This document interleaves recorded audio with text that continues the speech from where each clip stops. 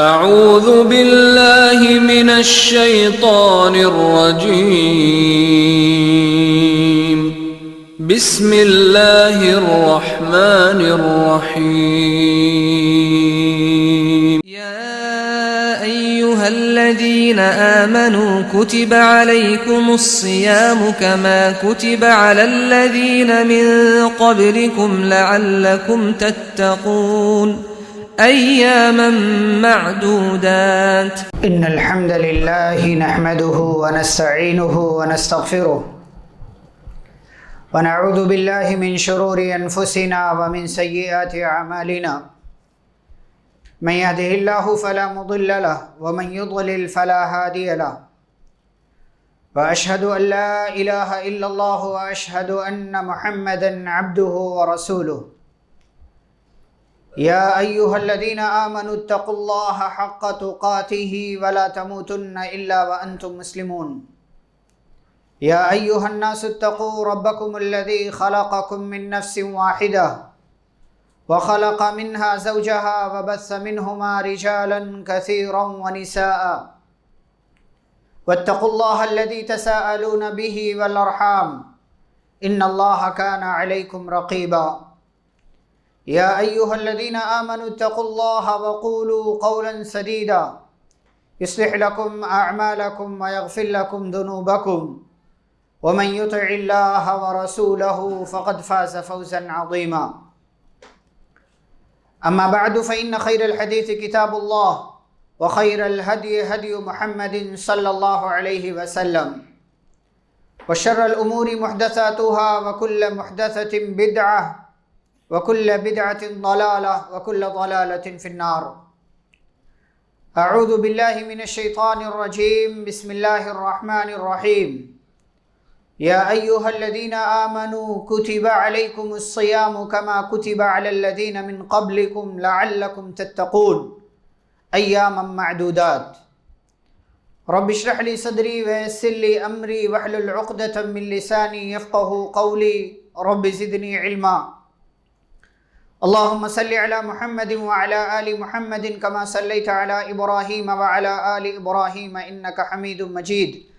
اللهم بارك على محمد وعلى آل محمد كما باركت على إبراهيم وعلى آل إبراهيم إنك حميد مجيد.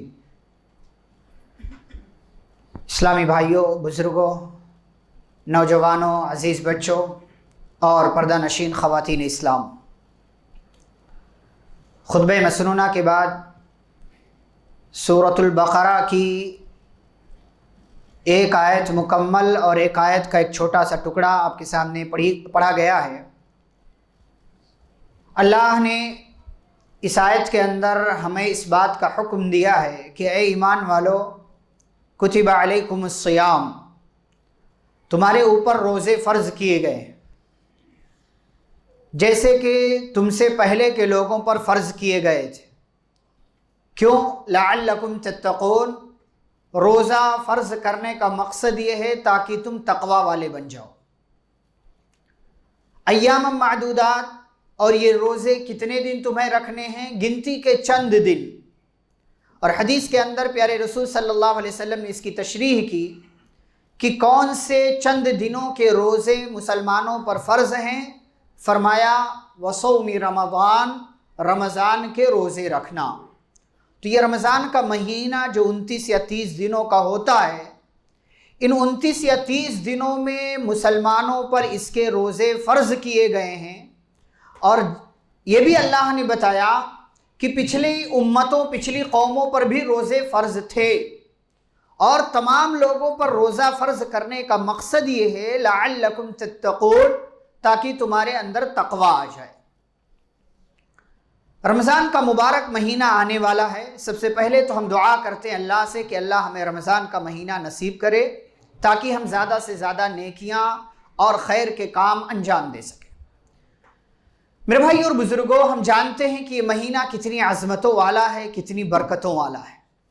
یہ مہینہ آپ کی زندگی میں آج سے 3 دنوں کے بعد انشاءاللہ یہ شروع ہوگا، اور آپ ایک ایسے مہینے کے اندر داخل ہوں گے جس کا لمحہ لمحہ مبارک ہے، جس کا ہر ایک لمحہ آپ کی زندگی میں خیر اور برکتیں لے کر کے آنے والا ہے، جس کی ساعتیں، جس کے مبارک ایام، جس کی مبارک راتیں آپ کی زندگی کے اندر انقلاب برپا کر دینے والی ہے۔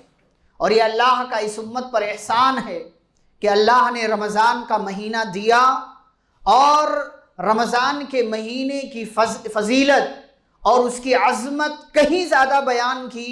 یہ رمضان کے مہینے کی عظمت تو ہے کہ اللہ رب العالمین رمضان کی ہر رات میں اپنے بہت سارے بندوں کو جہنم سے آزاد کرتا ہے۔ یہ رمضان کے مہینے کی عظمت ہے کہ اللہ رب العالمین نے اس مہینے کی ایک رات ایسی بنائی ہے کہ جس رات کی عبادت 1000 مہینوں یعنی 83 سال اور 4 مہینے کی عبادت سے بہتر ہے۔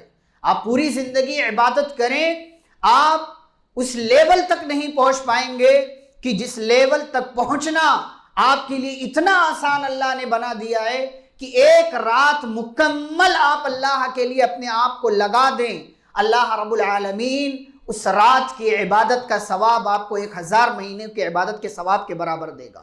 ایسا نہیں ہے کہ پھر آپ نیکیاں نہ کریں، پھر آپ اچھائیاں نہ کریں۔ آپ کو اچھائیاں کرنا ہے، بقیہ دنوں میں بھی نیکیوں کے کام کرنے ہیں، لیکن یہ رمضان کے مہینے کی عظمت ہے۔ پیارے رسول صلی اللہ علیہ وسلم نے بیان کیا فیہ لیلۃ القدر خیر من 1000 شہر، کہ رمضان میں ایک رات ایسی ہے کہ جس رات کی عبادت 1000 مہینوں کی عبادت سے بہتر ہے۔ اور آپ نے فرمایا من حرمہا فقد حرم الخیر کلہ، فرمایا جو اس رات کے خیر سے محروم کر دیا گیا گویا کہ وہ ہر طرح کے خیر اور بھلائی سے محروم کر دیا جاتا ہے۔ ولا يحرم خیرہا الا محروم، اور اس رات کے خیر سے صرف بد نصیب کو ہی محروم کیا جاتا ہے، ایسے انسان کو کہ جس پر اللہ رب العالمین کی طرف سے عذاب ثابت ہو چکا ہو، ایسا ہی بندہ اس رات کے خیر سے محروم کیا جاتا ہے۔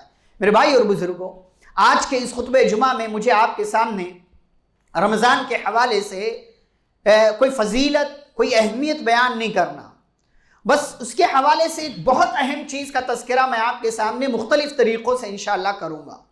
اور وہ کیا ہے کہ جہاں رمضان ہمارے لیے بہت ساری نیکیوں کا مہینہ ہوتا ہے، موقع ہوتا ہے، جہاں ہمیں رمضان بہت ساری چیزیں سکھاتا ہے، بہت ساری تبدیلیاں لے کر کے آتا ہے، وہیں رمضان کا ایک اہم سبق، رمضان کے روزوں کا ایک اہم سبق، ایک اہم پیغام یا ایک اہم مقصد ہے، وہ یہ کہ آپ کے اندر صبر اور برداشت کا مادہ پیدا ہو۔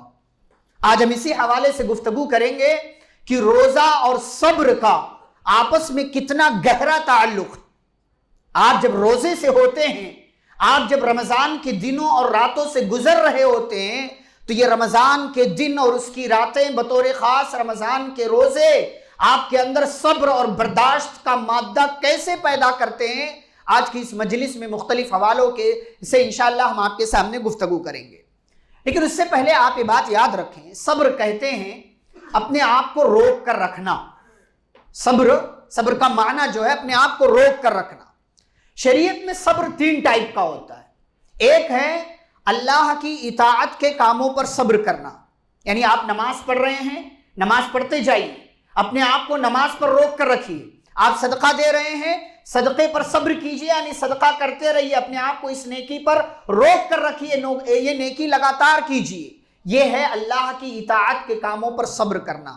نمبر 2، معصیت کے کاموں پر صبر کرنا، یعنی آپ کسی گناہ سے بچے ہوئے ہیں تو صبر کیجئے، بچے رہیے۔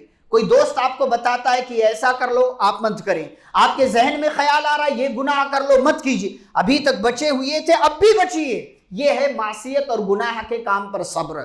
اور تیسرا صبر جو ہم جانتے ہیں، ہماری زندگی میں کوئی مشکل آ جائے، کوئی پریشانی آ جائے، کسی طرح کی کوئی تکلیف آ جائے، بیمار ہو جائیں اور ہمیں کوئی چیز اچھی نہ لگے اور ہماری زندگی کے حالات تبدیل ہو جائیں، برے ہو جائیں، تو اس پر بھی ہمیں صبر کرنا ہے کہ یہ اللہ کا فیصلہ ہے۔ یہ 3 ٹائپ کا صبر ہوتا ہے، اور رمضان کے اندر روزے کی حالت میں ان تینوں طرح کے صبر سے ایک مسلمان کو گزرنا پڑتا ہے۔ ایک مسلمان مرد اور عورت اس مرحلے سے ہو کر کے گزرتے ہیں۔ آئیے جانتے ہیں، نمبر 1، اللہ کی اطاعت پر آپ صبر کریں۔ روزہ یہ آپ کو سکھاتا ہے، آپ کو روزہ اس بات کی تعلیم دیتا ہے کہ یہ آپ نیکی کا کام کر رہے ہیں، کرتے جائیے۔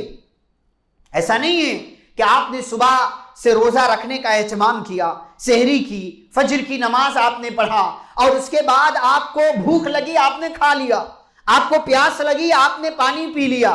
ایسا نہیں کرتے آپ، ایسا نہیں کرتے۔ کیوں؟ اس لیے کہ آپ کو پتا ہے میں نے کھا لیا، میں نے پی لیا تو میرا روزہ باقی نہیں رہے گا، میرا روزہ چلا جائے گا۔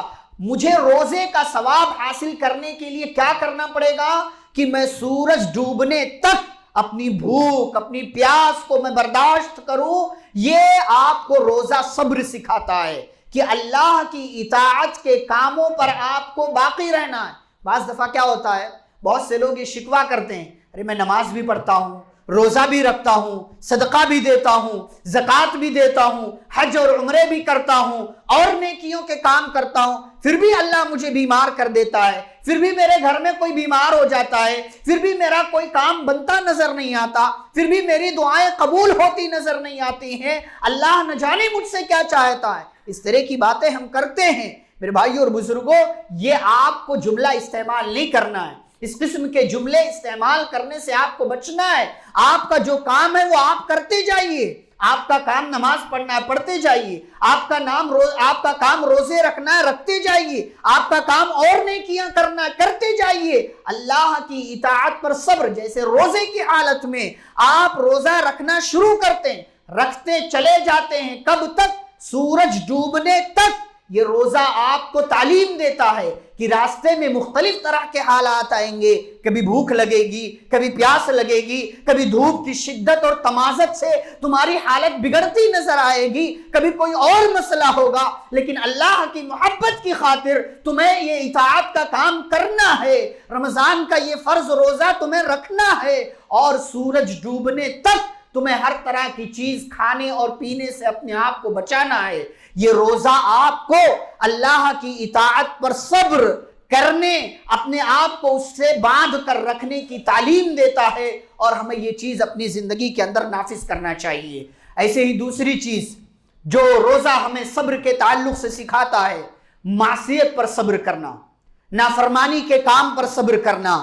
روزے آپ نے رکھنا شروع کیا، بہت سے لوگ ہیں الحمدللہ کہ روزے سے پہلے نیت کر لیتے ہیں کہ میں رمضان میں اب تک یہ غلط کر رہا تھا، یہ نہیں کروں گا۔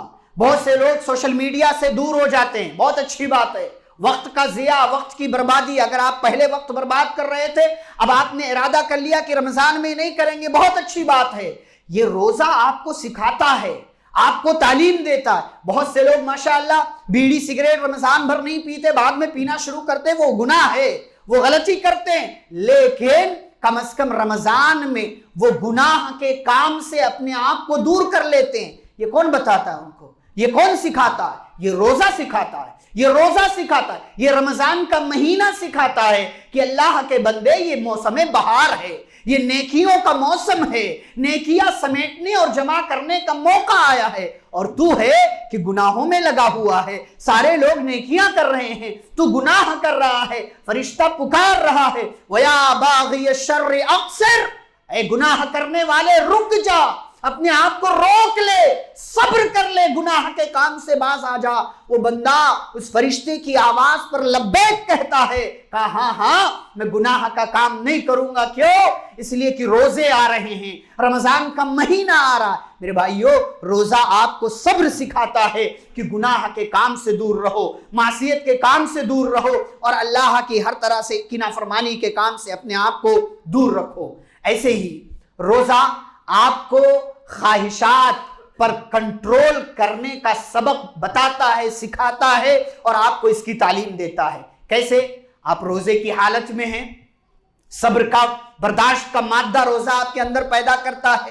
آپ وضو کرتے ہیں، وضو کرتے ہوئے آپ جو ہے پانی منہ کے اندر ڈالتے ہیں، آپ کو بھوک لگی ہے، پیاس لگی ہے، آپ جو ہے پانی منہ میں ڈالتے ہیں، آپ چاہیں تو اندر ڈال لیں اس کو، چاہے تو وہ پانی آپ پیٹ کے اندر پہنچا لے، نہ عبداللہ کو پتا چلے گا، نہ عبد الرحمن کو پتا چلے گا، کائنات میں موجود کسی انسان کو معلوم تک نہیں ہوگا کہ اس بندے نے منہ کے اندر جو پانی لیا تھا وہ اندر لیا یا باہر پھینکا، کسی کو نہیں پتا چلے گا۔ لیکن آپ اپنی اس خواہش پر عمل نہیں کرتے، آپ اپنی اس چاہت پر عمل نہیں کرتے. کیوں؟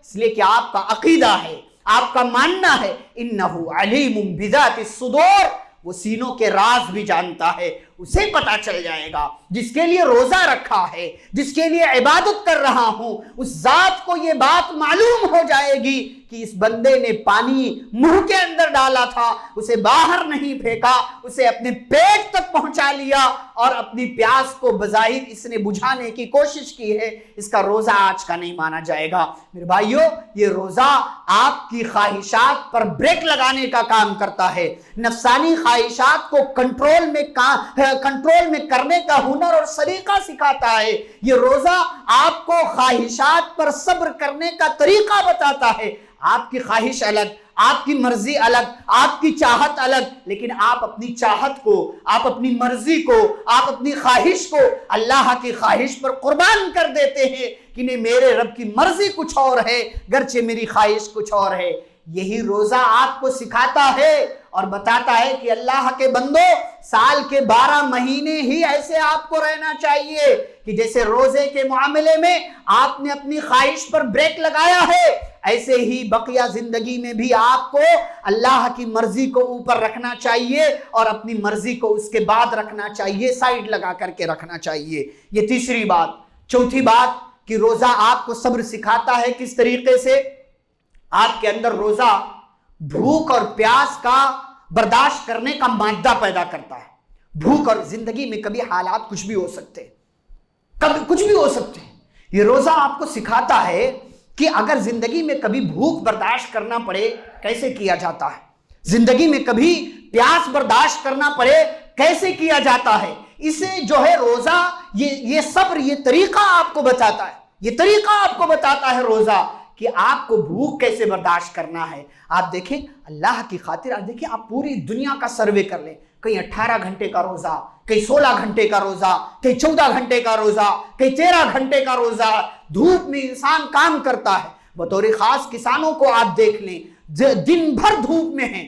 دھوپ میں آپ یہاں تو ظہر تک کا وقت سونے میں آپ گزار دیتے ہیں، اور اس کے بعد آپ مسجد میں آئے اے سی میں لیٹ جاتے ہیں. دکان میں اے سی ہے، پنکھا ہے، کولر ہے، سب ہے. آپ کو یہاں روزے کا وہ ماحول نہیں پتا چلتا. گاؤں کی حالتیں آپ دیکھیں 10 15 20 سال پہلے کس طرح کے معاملات ہوا کرتے تھے. بھوک اور پیاس. آج ہم نے بھوک اور پیاس برداشت کرنا چھوڑ دیا. ہم نے تو آج کھانے کو اپنا معمول بنا لیا. کھانا ہمارا معمول. دن بھر میں پہلے لوگ 3 بار کھاتے تھے، آج کئی بار ہم کھاتے. بھوک اور پیاس برداشت کرنے کا طریقہ ہونا چاہیے ہم کو.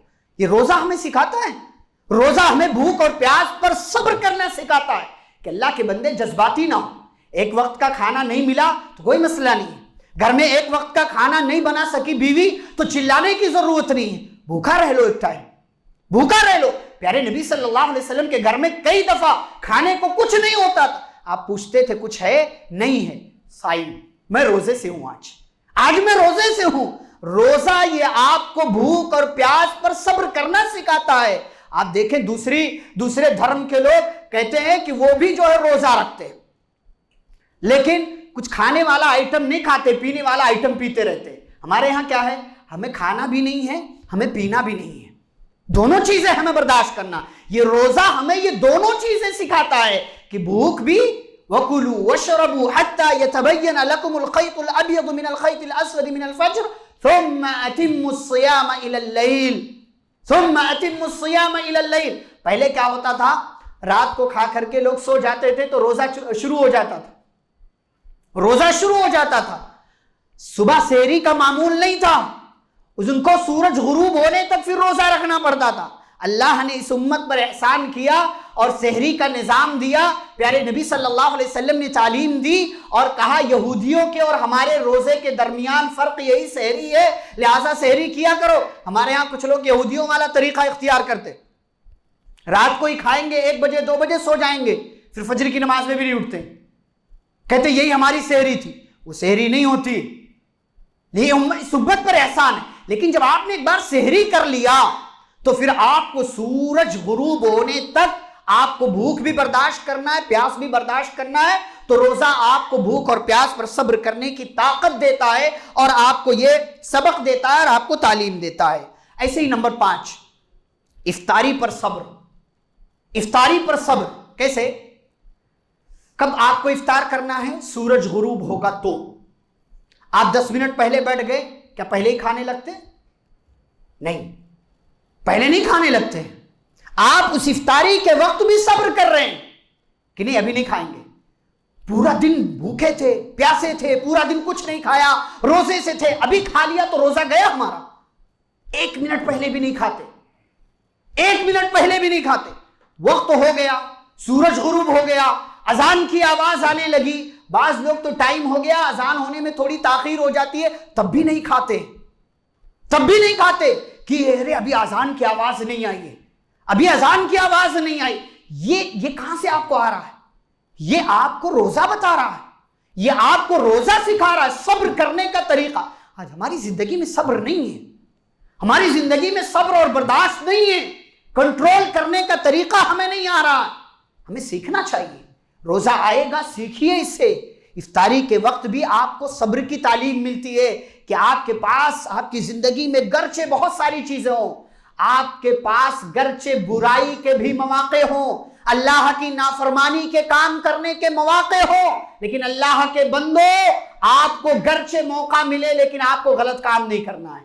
افطاری آپ کے پاس موجود ہے، پھل فروٹ ساری چیزیں موجود ہے، ایک سے ایک آئٹم آپ کے پاس دسترخوان پر موجود ہے، آپ چاہیں تو کھا لیں لیکن نہیں کھاتے۔ کیوں؟ اس لیے کہ روزے نے آپ کو روک کر رکھا ہے۔ ایسے ہی زندگی کے تمام تر مواقع پر آپ تنہائی میں ہوں، آپ مجمع میں ہوں، آپ کو موقع ملے یا آپ موقع پیدا کریں، آپ کو موقع ملنے کے باوجود بھی کوئی برائی کا کام نہیں کرنا ہے۔ جیسے وقت سے پہلے آپ کھاتے نہیں ہیں کہ روزہ آپ کا چلا جائے گا، ایسے ہی موقع ملنے پر آپ کو کوئی برائی کا کام نہیں کرنا ہے کہ اللہ دیکھ رہا ہے اور اس عمل پر آپ کو گناہ ملے گا۔ تو افطاری پر صبر کرنا بھی یہ روزہ آپ کو صبر کرنے کی تعلیم دیتا ہے۔ ایسے ہی ہمارے ہاں دیکھیں، ایک طرف لوگ نیکی کر رہے ہوتے ہیں، وہیں دوسری طرف فوراً برائی کرتے ہیں، فوراً گناہ کا کام کرتے ہیں۔ وہ گناہ کا کام کیا ہے؟ دن بھر بیچارے روزے سے تھے، اچھی بات ہے، اللہ کے لیے آپ نے روزہ رکھا، جیسے ہی افطاری کیا، کھجور کھایا، پانی پیا، شربت پیا، ایک آدھ کچھ اور سامان کھایا کھانے کی چیز، اس کے بعد کیا کرتے ہیں؟ فوراً گوا، گٹکا، بیڑی، سگریٹ لاؤ۔ دن بھر نہیں پیا تھا، عمل لگی۔ کتنی غلط بات ہے۔ آپ نے 13 گھنٹے برداشت کیا اور آپ نے فوراً جیسے افطاری کیا آپ نے گناہ کو دعوت دے دی۔ اس پر بھی صبر کیجیے، اس پر بھی روزہ آپ کو صبر کرنا سکھاتا ہے کہ 13 گھنٹے برداشت کر سکتے ہو تو 13 گھنٹے برداشت کیا تو 13 دن اور 13 مہینے 13 سال بھی برداشت کر سکتے ہو۔ یہ روزہ آپ کو سکھاتا ہے، لیکن آپ اپنی خواہش کے غلام ہیں۔ میں نے شروع میں کہا، اسی لیے یہ روزہ آپ کو خواہشات پر کنٹرول کرنا بھی سکھاتا ہے، لیکن آپ کو جیسے ہی موقع ملا آپ نے اپنا آپا کھو دیا، صبر کھو دیا، آپ نے کنٹرول کھو دیا، فوراً آپ نے بیڑی سگریٹ پی لیا۔ یہ آپ نے گناہ کا کام تو کیا ہی، اس کے بعد آپ مسجد میں آ جاتے ہیں، یہ دوسرا گناہ کا کام کر رہے ہیں۔ آپ نمازیوں کو تکلیف دے رہے ہیں، فرشتوں کو تکلیف دے رہے ہیں، یہ کتنی غلط بات ہے، یہ کتنی غلط بات ہے۔ تو آپ جیسے ابھی تک بیڑی سگریٹ تمباکو گوا گٹکا سے رکے ہوئے تھے، آپ کو عین اس وقت بھی افطاری کا وقت، بھائی آپ اللہ کی رضا کے لیے سنت پر عمل کرنے کے لیے آپ بیٹھے ہوئے ہیں کہ آپ افطاری کریں گے۔ پیارے رسول صلی اللہ علیہ وسلم کا طریقہ ہے، آپ رسول صلی اللہ علیہ وسلم کے طریقے پر عمل کرنے کے لیے بیٹھے ہوئے ہیں اور آپ وہی جو ہے دھواں جو ہے سلگا رہے ہیں، بیڑی سلگا رہے ہیں، سگریٹ سلگا رہے ہیں، یہ کر رہے ہیں، وہ کر رہے ہیں۔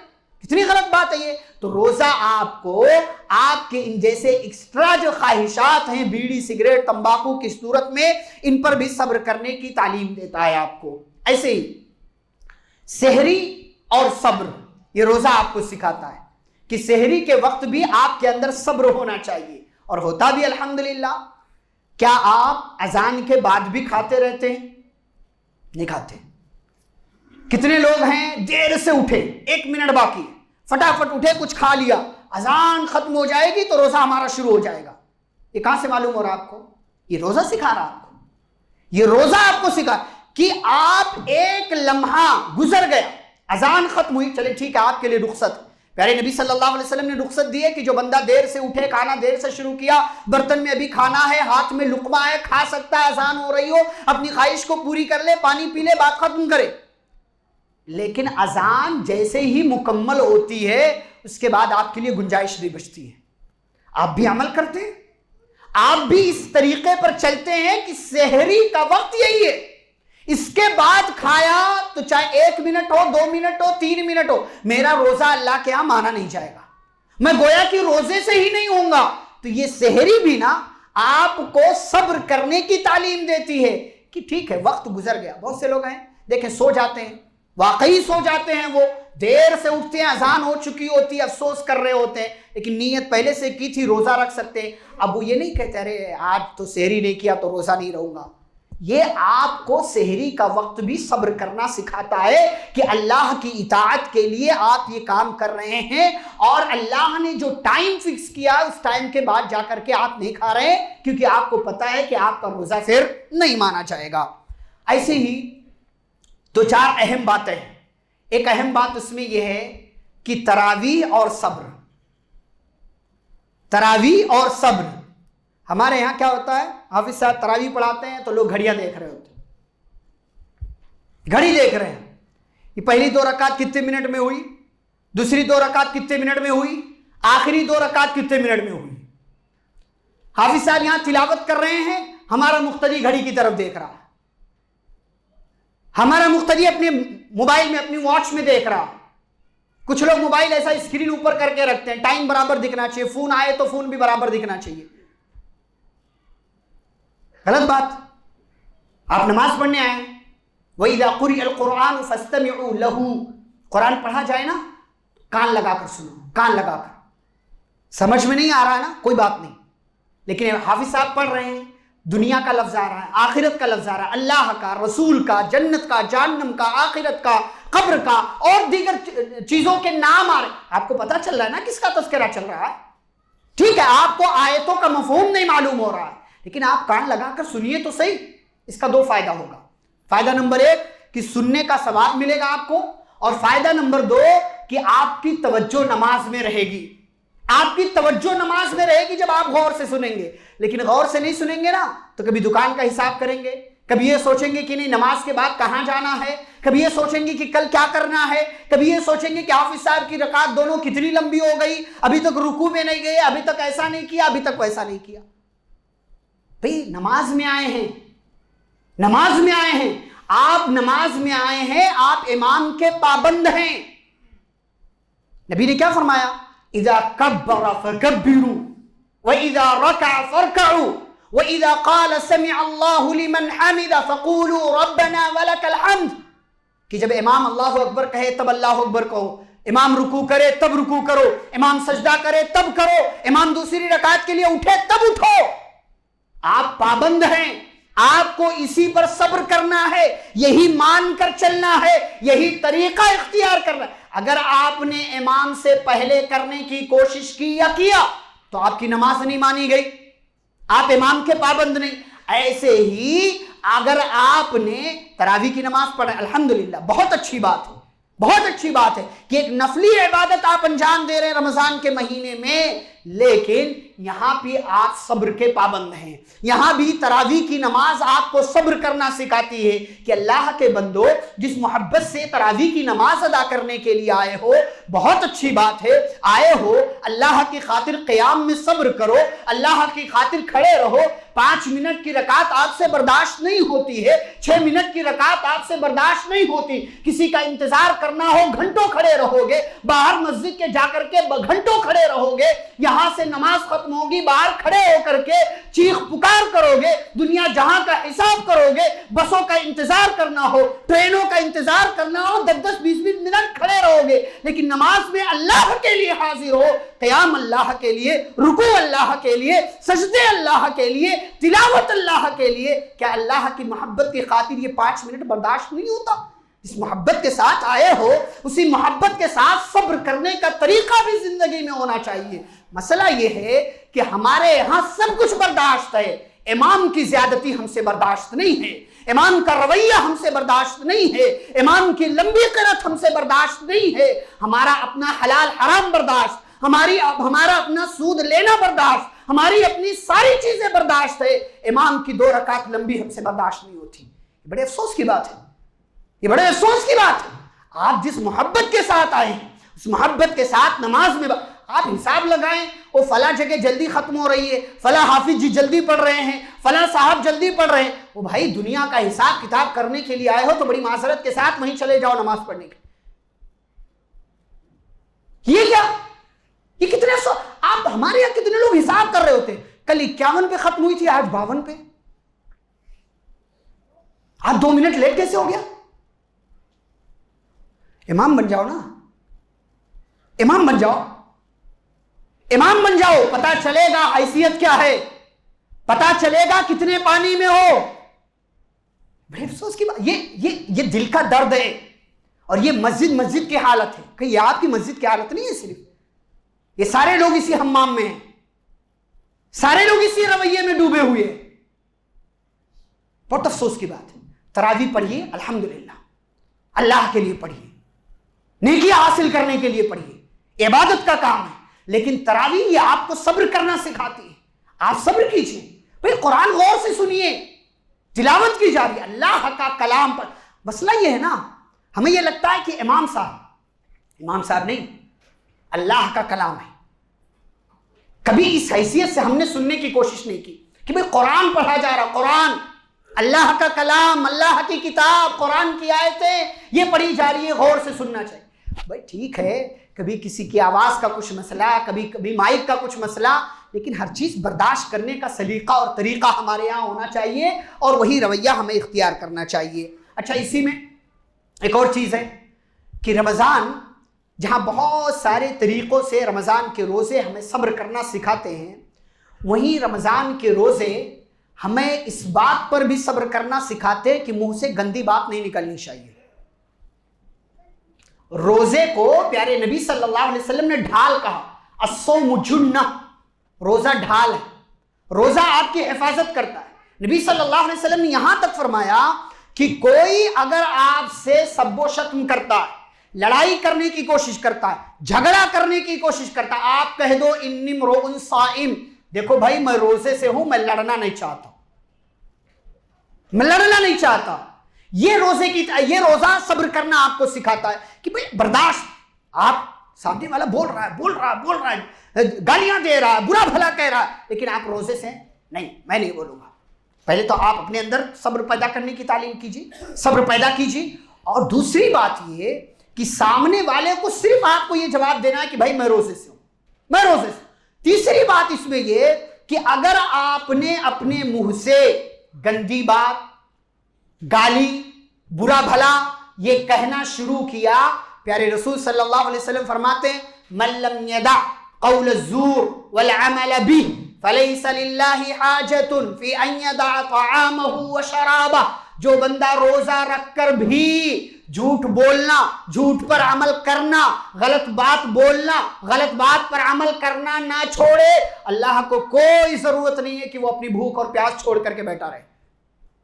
آپ روزے سے ہیں، جھگڑے کر رہے ہیں، آپ روزے سے ہیں، مسجد میں اونچی آواز میں بات کر رہے ہیں، آپ روزے سے ہیں، مسجد کے باہر کھڑے ہو کر کے چیخم پکار کر رہے ہیں، آپ روزے سے ہیں، کسی سے بحث و تکرار کر رہے ہیں، آپ روزے سے ہیں، 5 روپے کے لیے کسی ٹھیلے والے پھل فروٹ والے سے بحث کر رہے ہیں، آپ روزے سے ہیں، آپ کسی دکان میں جا کر کے بحث و تکرار کر رہے ہیں، آپ روزے سے ہیں، کسی بس میں، کسی ٹرین میں آپ کسی سے ایک ذرا سی بات کی وجہ سے جھگڑے کر رہے ہیں۔ کتنے افسوس کی بات ہے یہ۔ صبر کہاں گیا ہماری زندگی سے؟ صبر کہاں گیا ہمارے؟ لعلکم تتقون، تقوی اختیار کیجیے، تقوی اختیار کیجیے، اور یہ روزہ ہر قدم پر آپ کو صبر کرنے کی تعلیم دیتا ہے۔ برداشت پیدا کیجیے اللہ کی خاطر، اللہ کی خاطر۔ روزے کی حالت میں کوئی لغو، کوئی فضول، کوئی بیہودہ، کوئی ہر لمحے آپ کو بچنا ہے، لیکن روزے کی حالت میں بطور خاص آپ کو ہر طرح کی لغو چیزوں سے اپنے آپ کو دور رکھنا ہے۔ ایک اور چیز کہ روزہ آپ کو صبر کرنا سکھاتا ہے، قرآن کی تلاوت پر صبر کیجیے۔ بہت سے لوگ سوچتے ہیں ایک بار پڑھ لیا چلو ٹھیک ہے ختم، اب نہیں پڑھیں گے۔ نہیں، رمضان قرآن کا مہینہ ہے. رمضان قرآن کا، جتنا ٹائم آپ قرآن کو دیجئے کم ہے. جتنا ٹائم آپ قرآن کو دیجئے، ترتیب بنائیے، قرآن پڑھنے کی کوشش کیجئے اور پڑھتے جائیے، تلاوت کیجئے. آپ روزانہ کا معمول بنائیے، جتنا آپ نے معمول بنایا ہے اس سے زیادہ پڑھنے کی کوشش کیجئے. یہ قرآن پر صبر کرنا آپ کو یہ روزہ سکھاتا کہ بھائی اللہ کے بندے، جیسے تو نے رمضان میں قرآن پڑھا ہے، قرآن کی تلاوت کیا ہے، اس کو بعد میں بھی معمول بنا کے رکھو. یہ عمل کو بعد میں بھی جاری رکھو. رمضان میں پڑھ سکتے ہو ساری مصروفیات کے باوجود، تو رمضان کے بعد کیوں نہیں پڑھ سکتے ہو؟ قرآن کی تلاوت کو رمضان کے بعد بھی جاری رکھو اور اس پر اپنے آپ کو روک کر کے رکھو. یہ روزہ آپ کو سکھاتا ہے. ایسے ہی نیند اور صبر، رمضان اور اس کے روزے آپ کو نیند کے حوالے سے بھی صبر کرنا سکھاتے ہیں. ٹھیک ہے، آپ سو گئے، سوتے رہے، تو آپ رمضان کی مبارک ساعتوں کو گوا رہے ہیں. بھئی سونا تو سال کے 12 مہینے ہیں نا، تو رمضان میں تو ہماری روٹین اتنی چینج ہو جاتی ہے کہ کچھ لوگ پوری رات نہیں سوتے ہیں، پورا دن سوتے ہیں. پوری رات نہیں سوئیں گے، پورا دن سوئیں گے. ظہر غائب ان کی. ظہر جماعت کے ساتھ کتنے ایسے ہیں جماعت کے ساتھ مشکل سے کسی دن پڑھتے ہو. 12:30 بجے، 1 بجے، 1:30 بجے اٹھیں گے، نہائیں گے، آرام سے نماز پڑھیں گے اور اس کے بعد پھر جائیں گے اپنی دکان کو، جہاں بھی جانا ان کو. نیند، یہ رمضان سکھاتا ہے آپ کو کہ رمضان سونے کے لیے نہیں ہے، رمضان عبادت کے لیے. عبادتیں کیجیے. نیند کے حوالے سے صبر کا راستہ ہے. اگر آپ پہلے 7 گھنٹے سو رہے تھے، رمضان میں 6 گھنٹہ سوئیے. پہلے آپ 8 گھنٹے سو رہے تھے، اب رمضان میں تھوڑا کم کیجئے، کیونکہ رمضان عبادتوں کا مہینہ ہے، نیکیوں کا مہینہ ہے، صدقہ خیرات کا مہینہ ہے اور دیگر نیکیاں کرنے کا مہینہ ہے. یہ آپ بتائیے اپنے آپ کو بتائیے اور اسی پر صبر کیجئے. ایسا نہیں ہے کہ آپ کسی دن نہیں سوئے تو دوسرے دن 12 گھنٹے سو جائیں، دوسرے دن پورا دن سو جائیں کہ آج افطاری تک سوؤں گا، آج ایسا سوؤں گا، ویسا سوؤں گا. یہ ترتیب نہیں ہونی چاہیے ہماری زندگی میں.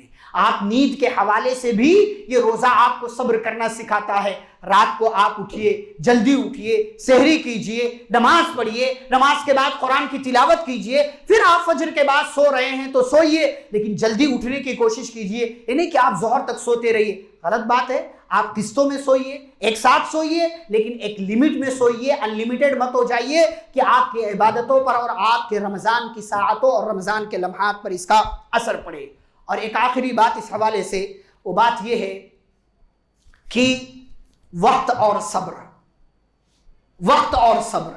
دیکھیں بعض دفعہ کیا ہوتا ہے، ہم یہ سوچ رہے ہوتے ہیں ابھی آیا ہے رمضان، نیکیاں کر لیں گے، نیکیاں کر لیں گے، لیکن رمضان آتا ہے اور چلا جاتا ہے، آتا ہے اور چلا جاتا ہے. کیا سکھاتا ہے روزہ؟ کہ اللہ کے بندو، یہ وقت جو ملا ہے نا، اس کی قدر کرو، اس سے اپنے آپ کو باندھ لو، جوڑ لو، اس پر صبر کر لو.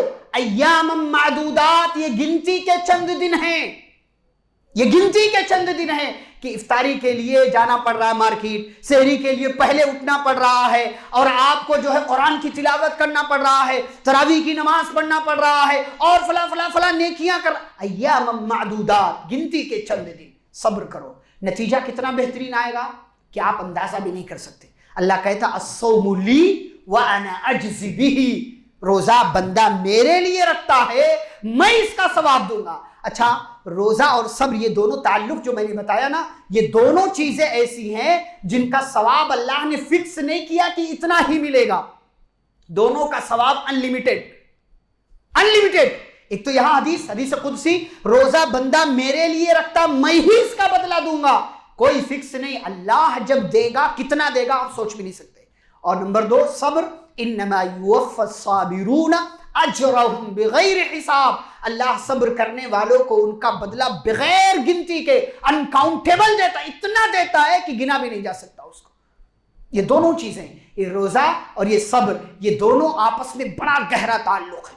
ایک روزے دار کی زندگی میں صبر نہیں ہے، اس کا کبھی روزہ نہیں مانا جائے گا، کبھی نماز نہیں مانی جائے گی، کبھی قرآن کی تلاوت نہیں مانی جائے گی، کبھی اس کا بھوکا اور پیاسا رہنا نہیں مانا جائے گا، کبھی اور اس کی کسی کی جانے والی عبادت پر اثر پڑے گا.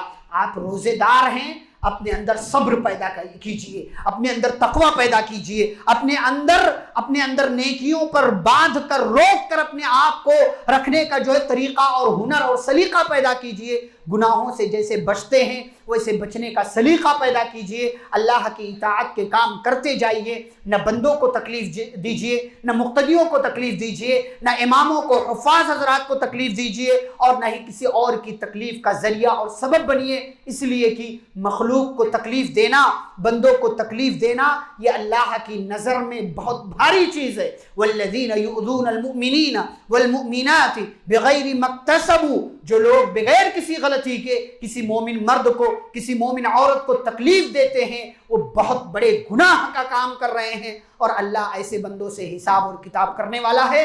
تو یہ رمضان سے پہلے سبق کے طور پر کہ روزہ اور صبر کس طریقے سے ہماری زندگی میں روزے کی حالت میں صبر پیدا ہوتا ہے اور کیسے اس کو ہمیں باقی رکھنا چاہیے، مختلف حوالوں سے میں نے اپنے الفاظ میں آپ کے سامنے بیان کرنے کی کوشش کی ہے۔ اللہ رب العزت سے دعا ہے اللہ ہم سبھی کو سنی گئی باتوں پر عمل کرنے کی توفیق عطا فرمائے، اللہ ہم سبھی کو اپنے اندر صبر اور برداشت کا مادہ پیدا کرنے کی توفیق عطا فرمائے، اللہ ہم سب کو ہماری زندگی میں یہ جو آنے والا رمضان ہے ہمیں اپنے لیے بہترین بنانے کی توفیق عطا فرمائے، اللہ آنے والے رمضان سے ہمیں بھرپور فائدہ اٹھانے کی توفیق عطا فرمائے، نیکیوں کے زیادہ سے زیادہ کام کرنے کی توفیق دے، قرآن کی تلاوت کرنے، نمازوں کا اہتمام کرنے اور دیگر عبادتوں اور نیکیوں کے کام انجام دینے کی توفیق عطا فرمائے۔ کل تک جو ہمارے درمیان تھے آج نہیں ہیں، اللہ ان کی گئی تمام نیکیوں کو قبول فرمائے، ان کے گناہوں کو معاف فرمائے، اور جو زندہ ہیں اللہ انہیں آنے والے اوقات اور لمحات سے بھرپور فائدہ اٹھانے کی توفیق عطا فرما۔ اللہ جب تک ہم سبھی کو دنیا میں زندہ رکھے، اسلام اور ایمان پر زندہ رکھے، خاتمہ ہو تو خاتمہ بالخیر ہو، وصلی اللہ تعالی علی نبینا محمد وعلی آلہ واصحابہ اجمعین۔